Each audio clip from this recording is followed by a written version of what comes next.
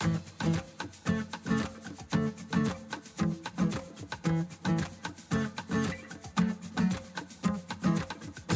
podcast is a quest for well-being, a quest for a meaningful life through the exploration of fundamental truth. Enlightening ideas, insights on physical, mental, and spiritual health. The inspiration is love. The aspiration is to awaken new ways of thinking that can lead us to a new way of being well. Welcome to Body, Mind, and Soul Healing Conversations.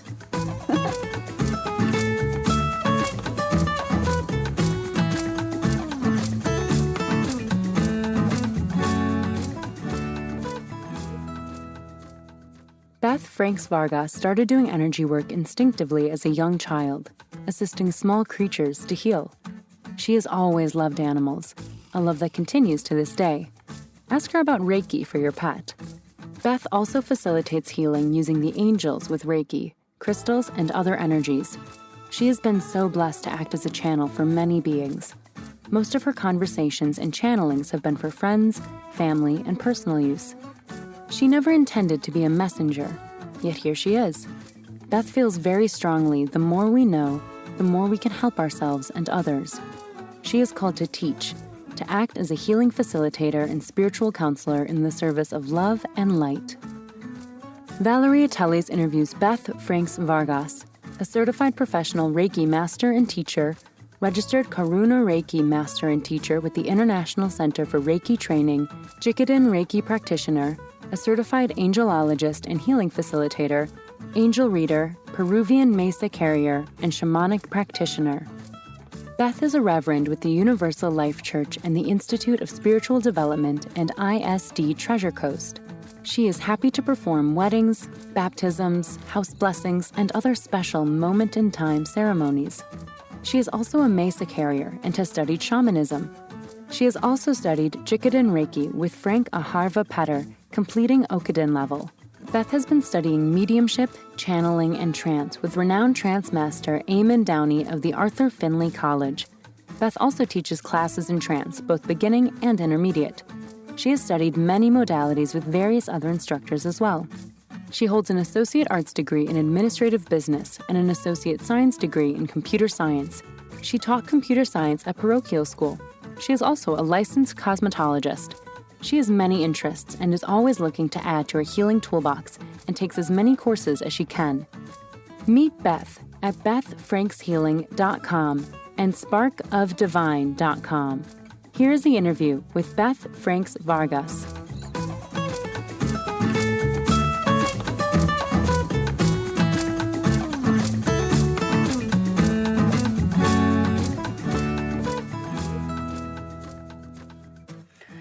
In your own words, who is Beth Franks Vargas? Well, I'm a spiritual being having a human experience. I'm sure you hear that very frequently, and I want to thank you for inviting me to be here today. Thank you, Beth. Yes, I do hear that a lot, that we are spirit in the human body. And often the question I ask is, how did that happen? Have we chosen to be here, or this is just a miracle, a happening? Well, in my mind, it's kind of a little bit of both. I think we choose this miracle. I think that our soul creates a contract to come back to have specific experiences that we sign up for, which probably sound good in the collective consciousness, the space of unconditional love, and then maybe a little difficult once we get here in the physical body. We know that there's just one source for everything. We are all one, as a lot of people say, but at the same time, it's two. It's one and two at the same time. So when it comes to this continuation and journey, what is the destination, Beth? Is there a destination? What is freedom, finally? What is to be liberated? You know, it's a very interesting question because I'm not exactly sure I have the answer.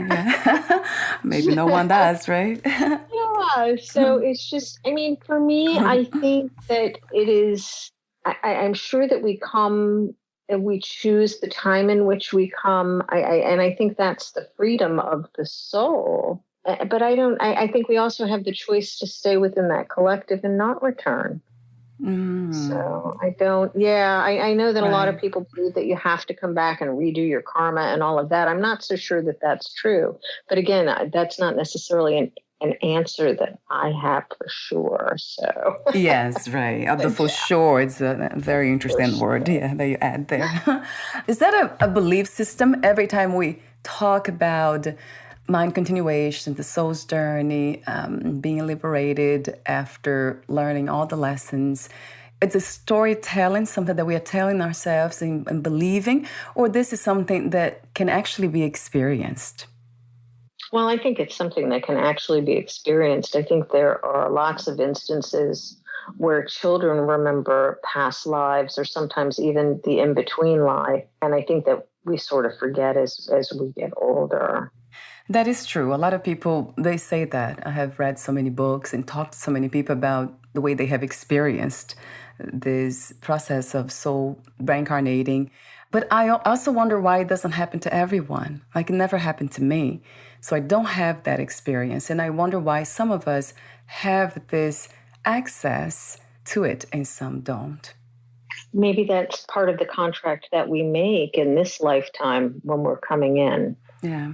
I don't know because why do some people get cancer and others don't? Right. So it's the same. Yeah, it's the same thing. So I don't really know how to answer that. I don't know that there is a definitive answer for that. Yeah. Thank you for giving me answers anyway. And true power, how would you describe what that is, Beth? What is true power to you? For me, I think that true power is taking responsibility for your words, your thoughts, your deeds, your life. Knowing that you're responsible for wherever you're at in your life gives you great freedom to change wherever you're at in your life if you're not happy. And to me, I think that's real power. So talk to me about healing. And some believe that there is a destination for healing, that one day we'll get there. So how would you describe the healing journey and how do we know when we are there we no longer need healing work? Well, I think maybe we no longer need healing work when we no longer allow outside forces to influence us or make us feel something or appear to make us feel something. Because we're kind of always choosing to feel that. So true. Even it's frustrating for me because I'm so conscious of that and aware of it, but yet in my mind, it's still you made me feel that way or this made me feel that way. And I understand it's a choice. Yeah. So I think maybe when we get to that point where we're no longer making the choice to feel in a negative fashion or non-preferred fashion, that maybe then that's when the healing is complete. I don't know that I don't know for many of us if it ever is 100% complete. But again, we're not broken. There's absolutely nothing wrong with the way we are either. I love that. Yeah, the knowing, it's not even a knowledge, something that we can get to know, that we are whole, that we are free, that we are healed. Seems like it's a realization, right, Beth? There's something we cannot even explain, like how do I know I'm whole? And everything that's happening is coming from that separated wholeness, as I call it.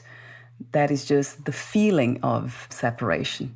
Not a feeling of separation, but it feels that I am separated. And that's just a feeling. It's not real.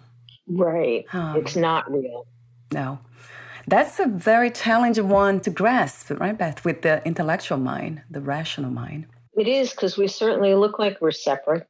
Yeah, right. You're there, I'm here. I have my body and it looks this way. You have yours and it looks that way, but we're really not separate. Yeah. So would you say the body is the anchor of separation? I'm not so sure if it's an anchor or if it's just an illusion. Because I think separation is an illusion. And so I think the body helps to facilitate that illusion. Right. Oh, helps a lot. Yes. Oh, I love that. So even the body is an illusion. I think so. I said to you off record just today, because it stayed within this here, whatever this is called Valeria, is that when I met you, I remember that the feeling, or maybe the perception, the realization that nobody was there. I couldn't see like this stable, solid person called Beth. I couldn't see that.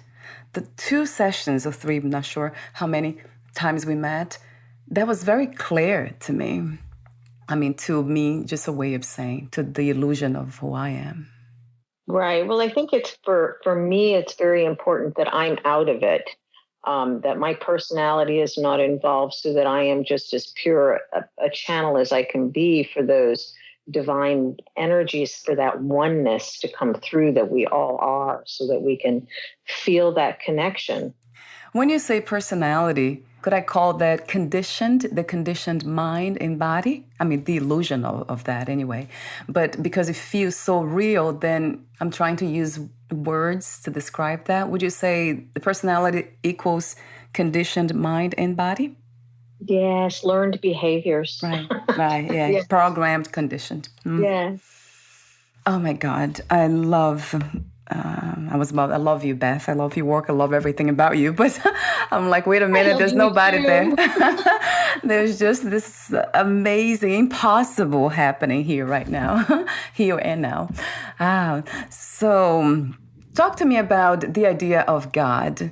What, where, and who is God for those who believe in God in such a way? I think everybody has to find their own personal truth about what they believe as far as God goes. Yeah. For me, I personally believe in a divine source that created all, and that we are part of that divine source. We're not separate from it. We are it. I don't really know how I came to that or why I feel that way. It's not something I can really put into words. It's more of a feeling. Right. That I have this sense of oneness with the divine source, with God. You can't really describe how you got to have that feeling, if you can call it a feeling. I remember feeling that way even as a kid. Yeah, so right. Yeah, talk to me for a moment about that, Beth. How did you discover your healing gifts? So I was very young. Even as a kid, I can remember it even at 2 and 3. I would find like little injured critters and I would just hold my hands over them. Usually I would put my right hand towards the sky and I would feel energy or light coming in. And then I would hold my left hand over the little being. And a lot of the times then they would get up and walk away, and sometimes they would not. Sometimes it would help them to transition more painlessly. Did you have any thoughts while you're doing that, or no thoughts really? Or are you trying to heal them with, let's say, affirmations? I don't think that there were any thoughts involved because I knew it wasn't me. Right. I understood that it was the energy that was coming into me. It was not my energy. It wasn't me. And I also had an innate knowing that everybody could do it. Right. We all have this ability. Everybody on the planet has this ability. I am not special because I do this. Neither is anybody else who does this. We're special for other reasons, but not because of this, because we all have this ability. Is everything energy? Are there different kinds of energy or just different patterns and shapes? Yes. Different patterns, right? Yeah. So everything is energy. Everything is molecules moving. Nothing is really solid. It gives the illusion of solidity, but it's really not solid. If I could vibrate at the same rate as a table, I'd be able to pass my hand through it. Yeah. So unfortunately, my mind says, oh, that's impossible. Yeah. My heart knows that that's true. Someday I'll do it. I keep trying. Right? That's so. But I mean, I see energy, and there are different types of energy. I don't like to use like people talk about negative energy. I don't really believe in negative energy so much as non-preferred energy that may not feel good to me, might feel good to somebody else. Right. But it's non-preferred for me. And you can shift energy. It's just, you just shift it. If it's non-preferred energy, you can make it preferred energy. You can make it feel like what you want it to feel like. Transforming. Yeah, it makes sense. If energy is not solid, that means we can do anything with it. I mean, we are it, right, Beth? We That's are why we it. are able to We change are it. ourselves, to transform and change our own selves. I love the way you say that you don't really believe or you don't label energy as good or bad, negative, positive. It's just preferred. Oh, so would you say that the conditioned mind and body, it's choosing to prefer the positive energies? Or because there's nobody there really, but it's just the body and the mind, the illusion of the body-mind programmed. Right. And I do. I think that as humans, we're so used to putting things in a box and labeling everything and making rules and limits around it. Right. So that if it doesn't feel good, if it doesn't feel good to me, well, then therefore it must be negative. Right. For me, I consider that non-preferred, but I can shift it to a preferred energy if I choose to. I think it's really all about perception, because my perception of something is going to be different from yours. And what doesn't feel good to me may feel good to you. So, would you say that most of us in this reality at this time experience more of these positive or negative energies? What do you think is happening now in this reality? In our little 3D reality that we've got going on here, there's lots of chaos right now. Yes. Yeah. Oh, yeah, Beth. Right. The planets are really aligning in such a way that we all sort of have to look at our junk. Yeah. And that can be very unpleasant. Even things that we thought we had healed are returning and resurfacing for a lot of us to look at, to really heal it on a deeper level. We're at the beginning of the Aquarian age right now. You know, an astrological age is over 2,000 years. So we've got a lot of work to do before we get to that beautiful utopian that the fifth dimension sang about. Did that ever happen before in the history of the 3D reality? I would have absolutely no idea. That's an excellent question.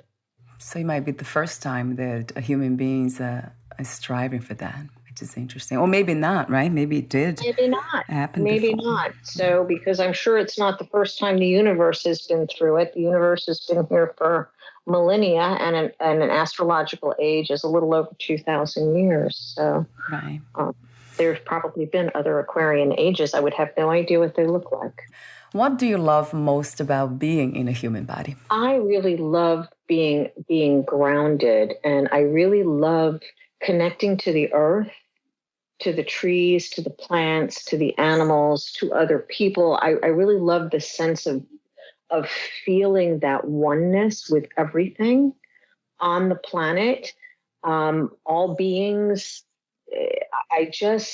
For me, it's so peaceful when I do that and when I can really connect. So I really love that. My whole physical body reacts by just everything slowing down and calming down and just feeling joy in my cells. Now I understand what you meant when we talked about grounding before. So it's that connection, knowing that we are not separated, coming from that space of oneness, right? Is that something that we can actually hold on to, or it's in and out kind of space, energy? It doesn't really stay steady, like nothing is, as you said before, energy is always moving, always unstable. I think it depends on the person. I used to be very grounded all of the time. Now I have to work a little harder at it. Right. I don't know if that's because of all of the spiritual work that I do. I do know that it really affected me. So I took a Karuna Reiki class, and that really threw me for a loop. So it totally grounded me. So I finally understood my floaty friends, why they like floating around in the ethers, because I didn't really understand them before. And then all of a sudden it was like, oh, hey, it's really cool up here. I like this. Right. So now I have to work a little harder at grounding than I used to. That's funny, floating around, right? Tell me about it. So you are a certified professional Reiki master and teacher. You just mentioned the Karuna Reiki Master Teacher as well. Mm-hmm. And you're also, we need your help. Jikiden Reiki Practitioner, yes. Yes, so also Angelologist and Healing Facilitator, Angel Reader, Peruvian Mesa Carrier, Shamanic Practitioner, and you also do trance channeling and healing we mentioned earlier. So Talk to me about all these modalities, Beth. Do they complement each other and that they are not separated? Or if we choose to specialize in one of these areas, you can choose them without doing all of them. Why did you choose so many different healing modalities?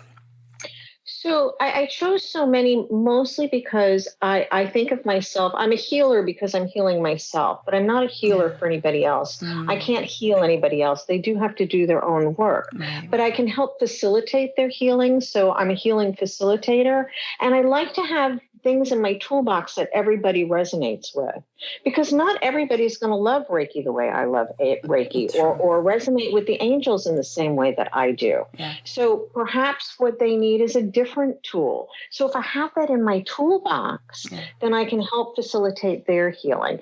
And if they resonate with something that's not in my toolbox, chances are I know somebody who has it in their toolbox that I can send them to. The circle, the healing circle. What is the difference between the Reiki, the regular one, I would say, and then the Karuna, and then the Jikiden? Is there a difference, Beth? Clearly, it seems like it does, right? Yes and no. So a Sui Reiki comes from a Sui Sensei. So an all real Reiki comes from a Sui Sensei. The Jikiden Reiki comes from a Sui, but this is as it was remembered. So a Jikiden means direct line teaching. And this direct line teaching is from Hayashi Sensei, he was sort of like, I would say kind of the second in command. When he learned Reiki from a Sui Sensei asked him to open his own clinic in a different prefecture. Oh, wow. Yeah, and so he was kind of like the second in command. And after a Sui Sensei passed, he was the one to carry the Reiki torch, so to speak. Right. He sort of kept Reiki alive after World War II because it sort of had to go underground in Japan because Japan became very westernized. Right. So those two are very similar in the way that they're taught, but Hayashi Sensei was much more, I think, left-brained than a Sui Sensei. So a Sui Sensei's Reiki, as I learned it, is a little more intuitive, whereas Hayashi Sensei's is a little bit more logical, I guess would be the word I'm looking for. Right. So, and as far as the Karuna Reiki goes, I don't know that it's necessarily Reiki. I think they're using the term Reiki to mean energy. In that. So, but I teach it as Karuna Reiki, but I do explain that to my students because it's really not from a Sui Sensei. And if it doesn't come from a Sui Sensei, then it isn't truly Reiki. What is the meaning of Reiki? What is the translation? So Rei is spiritually guided wisdom and Ki is life force energy. So it's spiritually guided life force energy. Yeah, it sounds very beautiful to me. And it feels, I have had the experience. I think I had it before, energy healing before, Reiki before, but I don't remember exactly. But it is incredible. My body reacts or responds to it pretty, let's say, powerfully, as you witnessed. Yes, it did. Yeah, I wonder why some people, like my husband, he didn't, right, Beth? He was calm and cool about it. Some people are sensitive in different ways. That's all. That's just the way you react as opposed to your husband. He absorbs it and allows it to work through him. And you're just experiencing it while it's happening. Would you say, so the difference is sensitivity, so being more sensitive. That's interesting to know. That makes sense. That open, right? Because it feels like, I'm open to whatever this is called life. So that would make sense. So talk to me for a moment also about angelology. So there are two, angel reader and angelologist.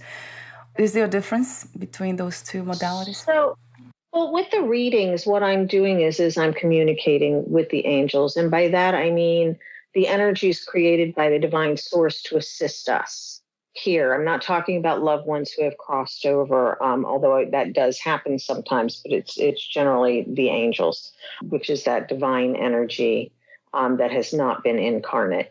With the angelology, so that's the study of angels, and what I teach is how to invite them into your life, how to come to know their energies so that you can feel them when they're with you.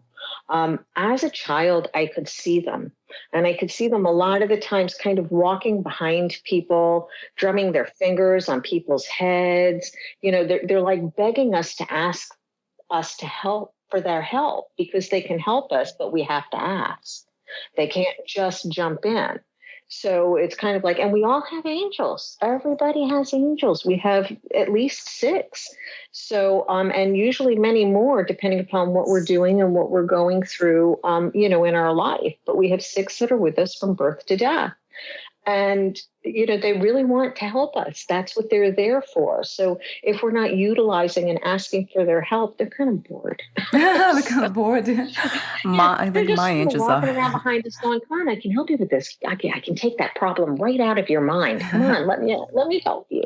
So, That sounds wonderful to me. Does it require a belief system? Like in my case, I would have to believe in angels in order to ask for help, right, Beth? well, yeah, that would help. That would help very much. Yeah. That would help. Because if you don't believe in angels, then why would you ask them for help? Yeah, maybe out of despair. Some people do, I guess. Yeah. Well, it's interesting what people say they don't believe in until they're in a tight spot. Yeah, true. And then suddenly then they're talking to God. You know what I mean? Yes. No doubt. No doubt about that. And could we use different words for that? Like you said angels, but then you're very specific with 6, with the number 6. And that I never thought about in that way. Because some people talk about the higher self. I was wondering if that was the same thing. I don't think so. I don't really understand what people are talking about when they're talking about the higher self. Right. To me, that doesn't really, I mean, I don't know if they're talking about the soul. Are they talking about some intermediary between the human body and the soul? I don't think we need that. So I don't really understand. I mean, I know how people are using it. So I just assume they mean the soul. Right.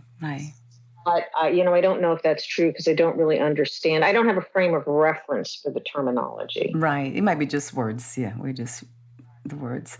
But how about soul and the angels? And why so many, Beth? Why 6 of them? So that is just what I was told, that we come in with at least 6. Yeah. But there are more. So they're just around us. They're our team. And they are connected to the soul. Would that be the case? Yes. And let's see. One of the modalities that I have been very interested in for some reason that I cannot know exactly why is shamanic healing. I know you do that too, but I think I talked to you about it. At this time, you're not really practicing. You're not really doing that. So talk to me about shamanic healing, how it works. What's the Reiki and shamanic healing? Are they equivalent, or we go deeper when it comes to shamanic healing? So everything works hand in hand, and I don't think that any one modality is deeper than another. So here's my little soapbox. Right. I think that those of us who do this healing work, light work, whatever you want to call it, what we're doing, I think that we have to be very careful not to put down other modalities. There's all different kinds of energy healing. And I think like we're the last great hope to unify the earth, because religion was supposed to do it and they sort of failed miserably by saying my religion is better than your religion. Yes. So if we start doing that with different healing modalities, then I think we're doing the exact same thing. And I do shamanic healing. I don't consider myself a shaman. I was not born into a shamanic family. I wasn't trained as a child. I have taken classes. I have graduated from training. So, I have those tools in my toolbox, but I wouldn't call myself a shaman. I've met real shamans and they were born. They were born into a family of shamans and they were trained from the time they were small children. So it's, you know what I'm saying? Yeah. So it's a little different. But I do have shamanic tools that I use, and I'm always happy to use those for the people who that resonates with. Because, again, it's about what the client resonates with. Yeah, that's really beautiful what you said. It's an important message, not to create this separation, right? And one thing being better than the other, and that choosing in the sense of trying to put down something else. I absolutely agree. And you're right, religion didn't do the work, and we cannot try to do this with spirituality. And I don't actually get that. From time to time, I do. Some of my guests, they are shamans, and some of them talk about shamanism being more powerful, going deeper. That's the words that they use. I guess that's why I said that. I talk to so many people about these things. But you're saying that it's actually a resonance. So whatever resonates with anyone, why not? That's the healing work that we are doing. And not everyone's prepared or ready to do shamanic healing. If there's a difference, right, Beth? This is... Well, I'm very, very passionate about Reiki and the angels. And for me, nothing goes deeper than that. So, but I don't want to say that that's true because that's for me, because that's what I resonate with. That's what my body resonates with the most. I've done a lot of shamanic healing as well. And that's very effective as well. I know how powerful it is, Reiki. I mean, with you, because I don't remember. I did it before, but I don't remember with whom and how. But recently, the experience I had with you, that's why I invited you to the podcast, is that it was amazing. Remember, I think I talked to you. I had a sort of pressure on my left side, the lung side, close to the heart. No, something was happening there. And I remember the first time I did the Reiki session with you, that started to dissipate, to kind of go away, and became lighter and lighter, and now completely disappeared after the second session. Yes. And I know it has to do with that. Energy is moving around. And I mean, it's incredible. And that if that's not a miracle, I don't know what it is. I mean, besides being a human body and the fulfillment of that. So thank you for what you do, Beth. It's just magical. But let me say this to you, Valeria. Take credit. You take credit for that, because all I did was hold space and channel energy for you. You were willing to let whatever that was go. And if you hadn't been, I could have channeled energy and held that space for you for years, and nothing would have changed. So take your power back and own that you were willing to let it go, because that was your healing work. So being open, that really helps. Yeah, thank you for saying that. True. I guess we have to use the reference of them in the world and the reality of separation. So when I saw you, when I did the section with you, that happened. Yes, yeah, absolutely. Yeah, that was, incredible to experience. So we're almost at the end. I do have a few more questions for you. Talk to me before those ending questions about the companies that you have found. You have 2 companies that you have created, the Spark of Divine and Beth Franks Healing. Yes. So they sort of both came, well, I guess Beth Franks Healing probably came before Spark of Divine. I've been doing healing work, again, as I said, most of my life in some form or fashion. Yeah. And I had retired from hairstyling and was a little bored, kind of out of my mind. Yeah. I can imagine. And I had always kind of felt that I needed to have a healing center. So I decided, okay, no time like the present. Right. And the universe was sort of pushing me in that direction. We had several places in town, and they all seemed to be closing. One closed and then another closed, and then the last one closed. And so it was just sort of kind of a big shove that we need this here in this area. So Spark of Divine was born. So, and it is a great healing center. And we have a gift shop with all kinds of crystals and rocks and unique stuff, jewelry. We carry tools of evolution, which are just the most amazing pieces of jewelry. I'm addicted to them. But we have a lot of different healers and a lot of different programs, yoga and all kinds of different classes people can take. Sometimes we have like development and psychic development classes. There's just different things happening on the schedule all of the time. And of course, I teach my Reiki and my Angelology out of that space. Yes, yeah, it's a beautiful space, and it feels incredible when we walk through that door. It's like, I just entered a different world. It really feels like it. Different reality, realm. It's incredible how energy works. Beth, yeah, thank you so much. Would you like to add anything else before asking my final questions? I just really want to thank you for having me. This has been such a pleasure, and I have so enjoyed this conversation with you, Valeria. So my last questions, let me see. I'll ask you this one. What is another word for healing? Acceptance. Acceptance, yeah.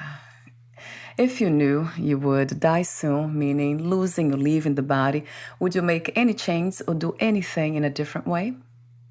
Well, I might travel and spend some money. Good idea. If I'm not going to need it later, I can't take it with me. So that sounds like fun. Yeah, that sounds like fun. And that's why we are here, aren't we, in these bodies? Yeah. To have some fun. I mean, I love the idea of having meaningful spiritual fun, which includes traveling. Why not? Yes, it does. Why not go see the fairies in Ireland? Oh, wow. Yeah, that sounds interesting. I never thought about that. So my last question to you, what are 3 things about life you wish everyone to experience before they lose the body? Love. Love is the answer to everything.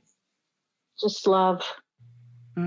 Love, love, and love 3 times. Love, love, love. Yes. That sounds wonderful to me. Thank you so much again, Beth, for your presence, your divine presence, the wisdom, the timeless wisdom you share, the work you do, how you do it, and everything else that could be felt. Thank you. Thank you. And my final last question is a technical one. Where can we find more information about you, your work, products, services, and future projects? Oh, so I have 2 websites. There's bethfrankshealing.com and sparkofdivine.com. Our calendar button on the Spark of Divine will take you to our meetup calendar, which lists all of the things that are happening. And you can scroll out through the months to see what's coming in the future. So if you want to register for something, please call the studio to do so. And if you want to book an appointment with me, the Beth Franks Healing has my personal phone number there, so you can give me a call. Wonderful. And I'll have those 2 links on your podcast profile, too, in the written form. Thank you again, and we'll talk soon. Bye for now, Beth. Thank you. Bye-bye. Bye.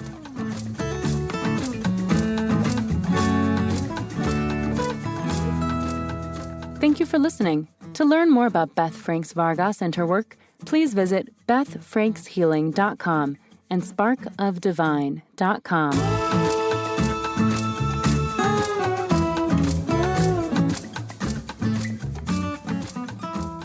To learn more about this podcast, please visit fitforjoy.org/podcast. Thank you again for listening, and bye for now.